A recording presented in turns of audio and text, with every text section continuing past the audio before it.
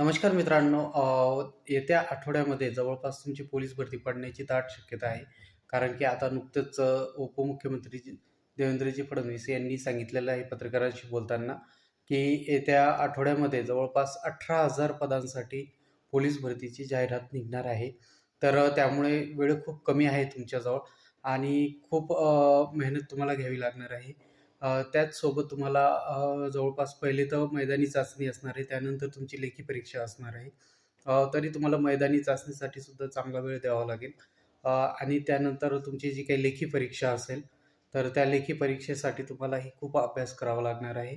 तर त्याच्यासाठी तुम्हाला आपल्या YouTube चॅनलला भरपूर असे व्हिडिओज मिळून जातील आणि मागील प्रश्नपत्रिका वगैरे तुम्हाला तिथं मिळून जातील. आणि ज्यांनी कोणी सबस्क्राईब केलं नसेल त्यांनी सबस्क्राईब करून घ्यायचं आहे, कारण की खूप मोठी भरती आहे. येत्या आठवड्यात 18,000 जागांसाठी ही भरती असणार आहे. तर सर्वांनी लागा तयारीला.